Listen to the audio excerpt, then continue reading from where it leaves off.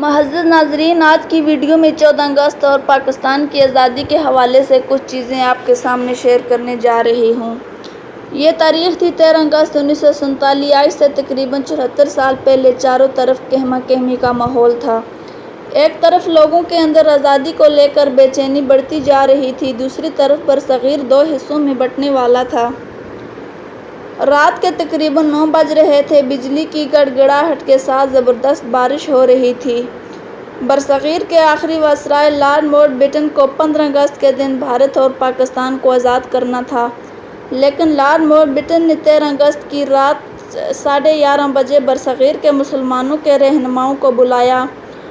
پاکستان کو برصغیر سے علیحدہ کرتے ہوئے آزاد کر دیا گیا۔ پاکستان کے ریڈیو اسٹیشن رات 11 بجے تک یہی اعلان کرتے رہے کہ یہ آل انڈیا ریڈیو ہے، جبکہ پوری مسلم قوم اسلامی جمہوریہ پاکستان کا نام سننے کے لیے بے چین تھی۔ گلی محلوں میں لڑائیاں اور قتل عام جاری تھا۔ 13 اگست 1947 کی رات ٹھیک 11:50 تک ریڈیو سے ایک آواز آتی ہے: السلام علیکم، یہ ریڈیو پاکستان ہے۔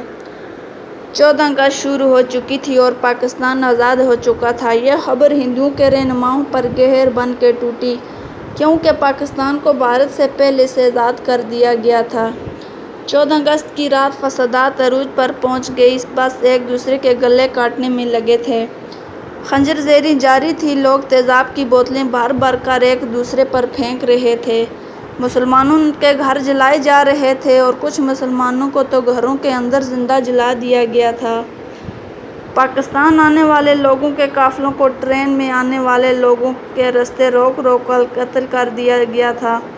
مسلمان اپنی سرزمین کی طرف ہجرت میں تھے، لیکن یہ کوشش لاکھوں مسلمانوں کے قتل کا باعث بنی۔ افراتفری اور بھیڑ میں نہ جانے کتنے لوگوں نے بچوں کو کھو دیا اور کتنے لوگوں نے اپنے بوڑھے ماں باپ کو کھو دیا، نہ جانے کتنے بچوں کے سامنے ان کے ماں باپ کے گلوں کو کاٹ دیا گیا، حتیٰ کہ لاکھوں مسلمان اس ایک رات میں قتل کر دیے گئے۔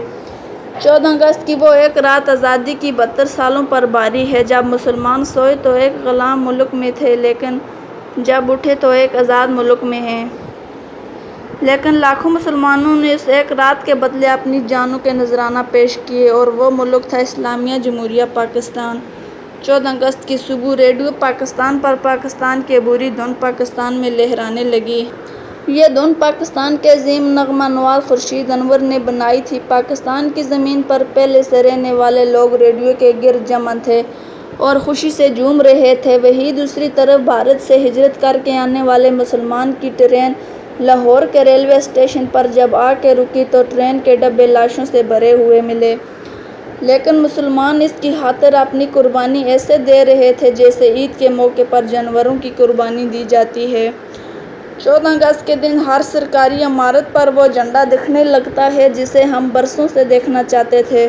برصغیر کی تقسیم دنیا کی سب سے بڑی تقسیم ہے اور بھارت رہنما کسی صورت میں پاکستان کو برصغیر سے الگ نہیں ہونا چاہتی تھی۔ یہ چاہتے تھے کہ ہندوستان ہی قائم رہے، یہاں ہندوؤں کی حکومت ہو، یہاں کے کرتے دھرتے صرف ہندو ہوں۔ لیکن مسلمانوں کے رہنماؤں نے پی ٹی سرکار کو اتنا مجبور کر دیا تھا کہ ان کے پاس پاکستان کو آزاد کرنے کے سوا کوئی چارہ نہ بچا۔ حالانکہ برطانیہ پاکستان کو آزاد کرنے کا پلان کئی سالوں سے بنا چکا تھا۔ 13 اگست کی رات پاکستان کو آزاد کرنے کے ٹھیک ایک دن بعد یعنی 14 اگست کی رات بھارت کو بھی آزاد کر دیا گیا۔ بھارت اپنی آزادی کا جتنا جشن منا رہا تھا، اس سے بھی زیادہ اتنا غم انہیں پاکستان کے الگ ہونے کا تھا کہ ہندوستان کے مطابق اس نے اپنا 7,96,096 اسکوائر کلومیٹر کا ایریا پاکستان کے روپ میں کھو دیا۔ کروڑوں لوگ بھارت سے الگ ہو کر پاکستان آ گئے تھے۔ ہندوستان کی معیشت اب دو حصوں میں بڑھ چکی تھی، لیکن یہ ہندو لوگ نہیں جانتے تھے کہ یہ پاکستان مسلمانوں کا حق تھا، آزادی تھی، جس کی خاطر مسلمانوں نے قربانیاں دی اور انہی قربانیوں کی بدولت آج مسلمان آزاد ہیں۔ فیض انگریزوں نے بھی مسلمانوں اور ہندوؤں پر ہر وہ ظلم کیا جو وہ کر سکتے تھے، لیکن اس کے باوجود انہیں باراتیوں کی طرح پاکستان اور انڈیا سے واپس برطانیہ بھیجا گیا، جہاں 1500 برٹش لوگوں کی پہلی ٹیم 17 اگست 1947 کے دن اپنے ملک برطانیہ واپس پہنچی اور آخری ٹیم ٹھیک 1 سال بعد 27 اگست 1948 کے دن نکلی اور جب ان کو رخصت کیا گیا پورے بینڈ باجے کے ساتھ کیا گیا۔